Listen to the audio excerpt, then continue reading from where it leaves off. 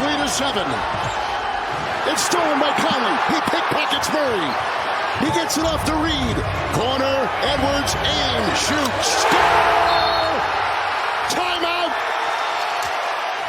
And pause it right there. This moment, right here, is the moment where we knew Anthony Edwards was for real.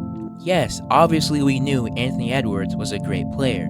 In fact, better than great, as he averaged 25 points per game and was an all-star that season. But just because you're great doesn't mean you're built for the moment. How many times have we seen superstar talents do amazing during the regular season where there's no type of pressure whatsoever? But when the lights are the brightest, they fold, crumble, fall apart, and barely even look like the same player they once were when the lights were off. It was never about what you could do then, it was always about what you could do now that it really counts. What will you do when you need a clutch game winner? What will you do when you clearly are the underdog? And in this case, what will you do when you're down 20 in a winner-go-home Game 7 on the road? The 2024 NBA season came to a close, and Anthony Edwards just had his best season yet, averaging just about 26 points per game, 5 rebounds, and 5 assists. He was an all-star that year and made the All-NBA second team. But most importantly, his Timberwolves were one of the best teams in the league that year. Here's a chart by Basketball Reference that shows the NBA standings by date. It's useful because you can see how the NBA standings shift throughout a whole season. And you can see that the Wolves grabbed the first seed in the West on November 19. Excluding a couple days where they were tied for second, the Minnesota Timberwolves were in first from that point all the way until March, where they battled against the Thunder and Nuggets in a three-way race for first place. The Wolves ended the season third, just one game away from first place. An extraordinary season for the Wolves, considering that they had just finished 8th in the previous season and had to battle in the play-in tournament just to get in the playoffs. Kevin Durant and the Suns rolled into Minnesota to face the Wolves in the first round. Now, Anthony Edwards had stated multiple times that Kevin Durant was his favorite player growing up, and now he had a chance to eliminate the very player he looked up to as a child. And boy did he send KD packing early. This time, KD picks him up. Nice what a hezzy. Nice slams on the brakes. Edwards around the double team. Got a look. Butter. Ant-Man in full effect. He's talking some trash to Durant. This is surprising, but he went out. Ant-Man. Oh, he looked at his wrist and said, I got time today. Nice hands. Oh, Edwards, it's showtime. Room service. Ant cooked KD and the Suns by 25 in Game 1 with a 33-point performance and incorporated some competitive trash talk in the midst of it, nailing a three-pointer in KD's face and having some words after. KD didn't go down without a fight, having 31 points of his own, but it was Edwards who stole the show. Ant cooled down in Game 2, scoring just 15 points, shooting just 3 of 12. But I'm sure he didn't care, because the Wolves defeated the Suns once again. And once again, a victory by double digits. But if you're the Suns, you still have to keep your head up, right? Yeah, you're down 0-2, but you're heading back home for the next 2 games. And if you win your 2 games at home, you'll be right back in the series. Absolutely not. Once again, the Suns lost by double digits. And once again, it was the Anthony Edwards show. 36 points, 9 rebounds, and 5 assists. The Suns were completely hopeless, because this was the best performance by the Suns' big three this series. Durant had 25 points, Booker with 23, and Beal with 28, combining for 76 points. And they still lost by 17 points. But there was still one game to win, and the Suns weren't going to make it easy this time. Going to regain the lead with Edwards. He draws the big Nurkic, and he cants it from the outside. Edwards, the jumper. He's got it! 10 to shoot. Edwards. Oh, Edwards! A signature slam! Complete the sweep. They win a playoff series for the first time in 20 years. An absolute poster to cap off his 40-point night and send the Suns home with a narrow 122-116 win. In this series, Anthony Edwards averaged 31 points per game, 8 rebounds, and 6 assists. Although he played well in the previous year's playoffs, this year was different because his play actually led to wins and instead of being bounced out in the first round like the previous year. And not only was he contributing on the offensive end, he was doing it on the defensive end. Anthony Edwards would face the biggest opponent in his career so far at that point, the Denver Nuggets. Not only were they the defending NBA champions, but they had Nikola Jokic, who had just won his 3rd MVP in his career, averaging a ridiculous 26, 12, and 9 stat line, leading his Nuggets to the 2nd seed. It definitely wasn't going to be easy, so guess what Anthony Edwards did? Back out to Edwards, fakes the 3, penetrates inside with Murray defending. A fake quarter.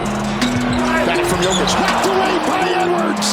Down court Towns, lays in a jam and a foul. Primary defender, sizing him up, spinning around, got the jumper.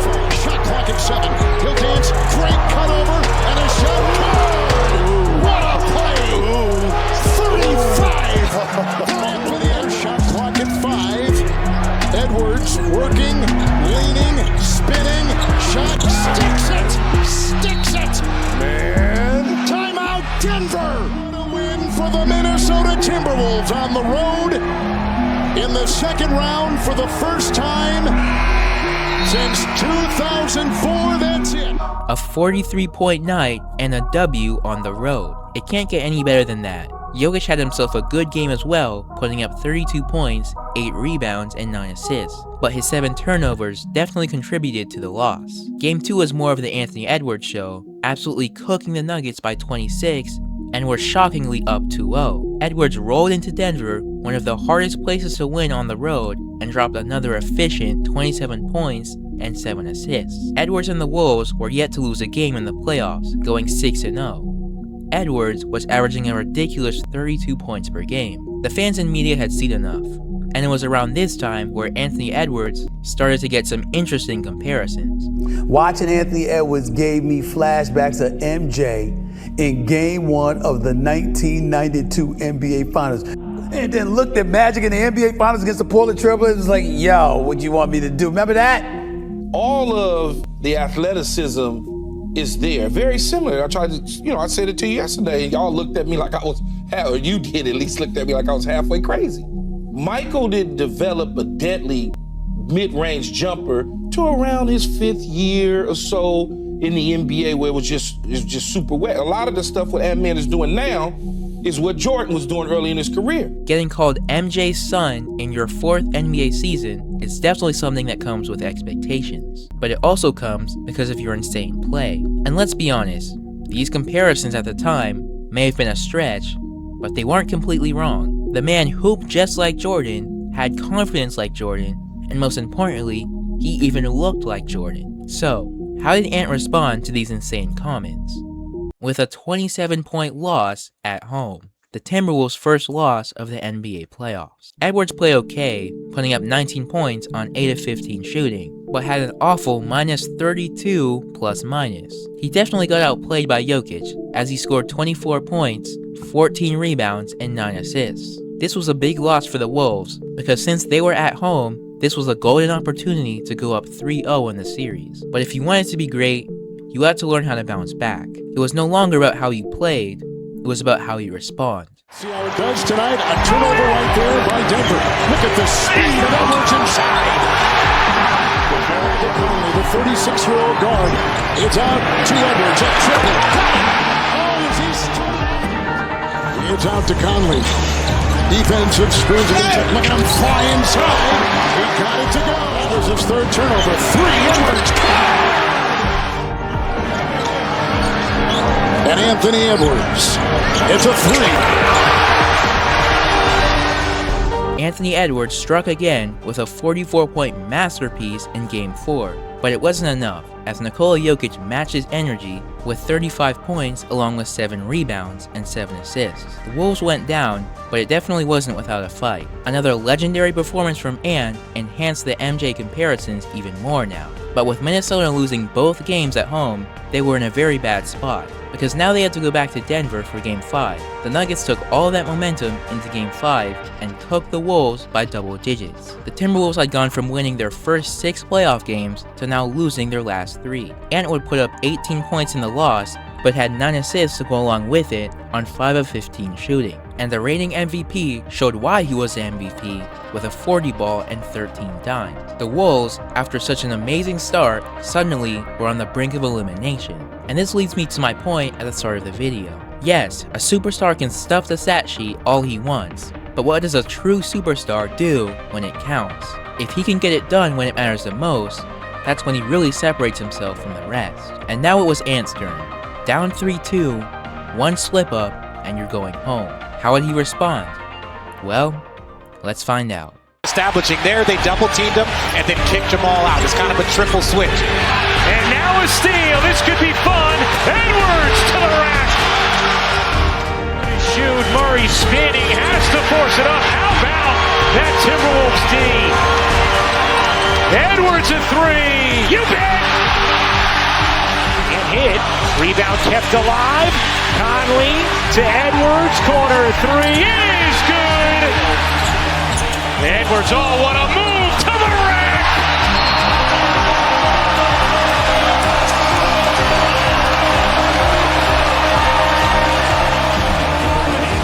Authoritative bounce back win from the Minnesota Timberwolves. We'll see you Game 7 Sunday. 45 points. A 45-point blowout at home for the Timberwolves to keep their season alive. When the lights were the brightest, Ant was definitely not afraid of the moment, scoring 27 points and leading his team to a crucial Game 7. Yes, if you're the Timberwolves, you can breathe a bit easier now. But it wasn't over. A big Game 7 was just around the corner, right back in Denver, and it was the biggest game of Anthony Edwards' career. The Wolves had the momentum, but the Nuggets had the home court. One game for one trip to the Western Conference Finals. Edwards gets that loose ball, racing, Gobert on his wing, and they can't get the transition. Is that another block by Porter Jr.? Caldwell Pope, corner, Murray, three, got it! 5-point swing right there. Well, that's not good. The Wolves dug themselves into a huge hole, down 20 points in the second half. The Timberwolves were looking straight at NBA history, because if they wanted to come back, it would have to be the biggest comeback in a Game 7 in NBA playoff history. Now, how many points do you think Anthony Edwards had at this point in the game? 4. That's it. 4 points and 1 of 7 shooting. This was bad, and some may even call it choking. Maybe Ant wasn't the next MJ. Maybe the fans and media had made their expectations too high. Maybe Ant wasn't built for the moment until this happened. Minnesota's biggest lead is 7. It's stolen by Conley. He pickpockets Murray. He gets it off to Reed.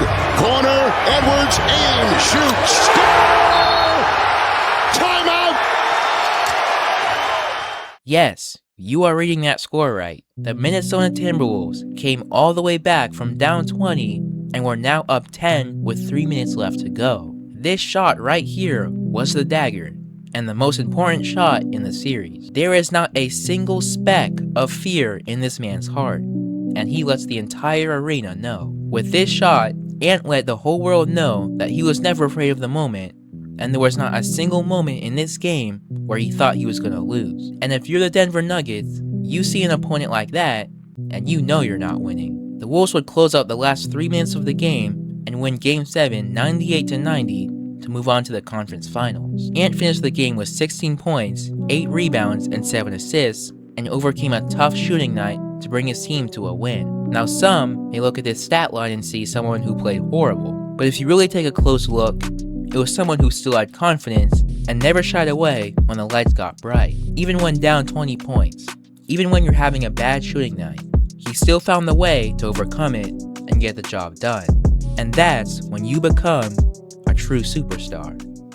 Did you really tell the locker room staffer in Denver you were going to be back for Hell games? yeah. They know. I was in there. Yeah, I told them. I said, I'll see y'all motherfuckers for Game 7. Yeah.